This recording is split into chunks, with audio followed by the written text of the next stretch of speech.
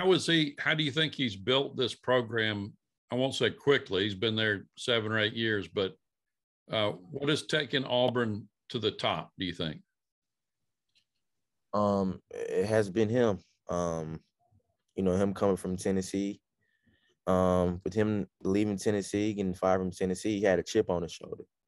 And that's big about him. He got a high chip on his shoulder to show people why he could change his program so fast and get those wins so fast. It was just awesome to see him do that. He's had great seasons the last 5 years.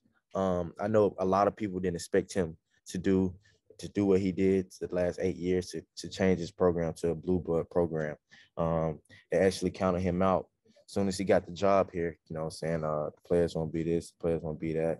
But he showed that he can change the program within 5 to 8 years, and showed him why he can get as many wins as he got.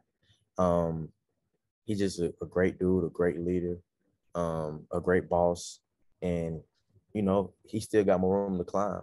It's not over yet for him. Him just getting that contract, it shows you that he wants a national championship this year, but he wants more than one. Mm-hmm. I was watching one of your interviews from earlier this year, and you guys kind of knew before the season, even maybe in November, that this team was going to be pretty good. You had that chemistry. Oh yeah, we had a great chemistry. Coming into the season, we knew we would be good. We knew we'd be a top 25 team. But to be honest, we never knew we was going to be the number one team. Never in our life. Mm-hmm. We still speak about it like 2-3 weeks ago, saying like, I can't believe I'm on the number one team in the nation. I can't believe that us here, like, we being number one. We was counted out. It was 4 or 5 transfers, including Jabari, not a transfer, but before the season started, they wasn't saying nothing about Auburn. It was all about Alabama, Kentucky, the LSUs, the Tennessees, but Auburn wasn't talked about. So I think we knew we had a chip on our shoulder too, just like our coach, our boss. And that's how we knew we could be a great team. He put the right pieces together for us to be a great team. Not getting 5-star recruits, not getting the big-time players. He got a lot of underdog players who feel like they got a chip on their shoulder to have something they can prove. Perfect example, Wendell Green is having a great year, and he's proven the doubters wrong on why he can play at this level. Us being mid-major guards, we're proving the doubters wrong, and we're going for one goal, and that's the national championship. No matter what people say, we want one thing, and that's a national championship for the Auburn family, the Auburn community, and the Auburn people. Yeah, I was going to ask you about Wendell. You guys are roommates, right? Yes, sir. Tell me about you starting and him coming off of the bench. How did that happen? Was that y'all's idea, or did Coach Pearl come up with that, or how did that happen? Well, after the start of the season, we both were starting together. And we were starting the games a little bit slow. So Bruce BP would, he thought out some strategies and how he's gonna change up some things. And, what he did was, he told Wendell, let's see how you come off the bench. And Wendell was like, I accept the role and come off the bench and be the 6th man, and went from there. And as soon as he started coming off the bench, he started getting better and better and better and better. And it has shows that him coming off the bench is a great aspect of the game, a great role for him.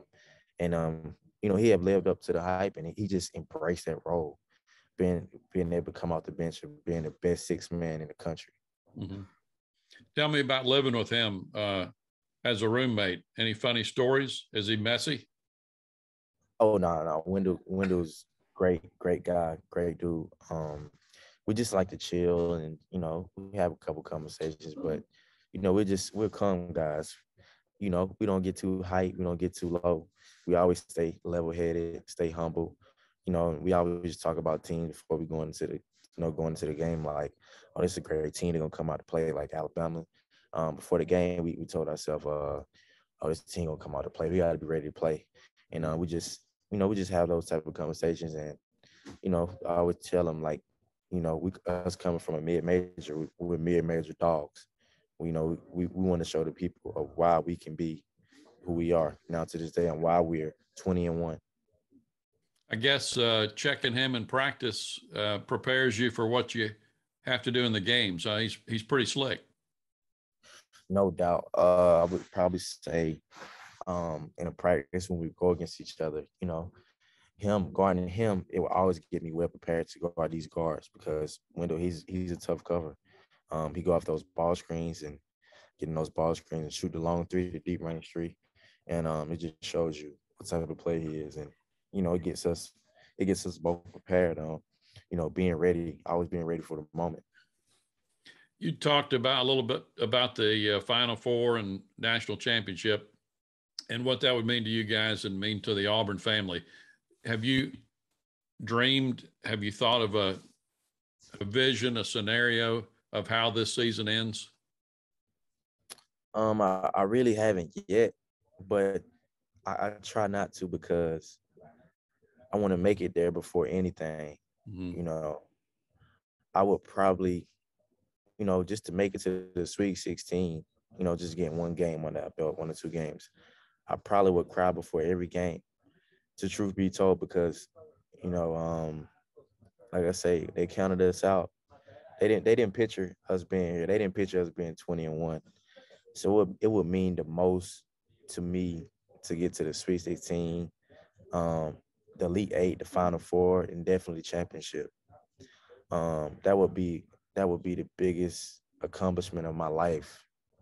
Not just making Sweet 16. Like I dreamed of this my whole life, and just to picture that in my head, to be there, to have kids to watch me, to have my family, my friends, my community from Augusta to Auburn to Charleston, just to see me there.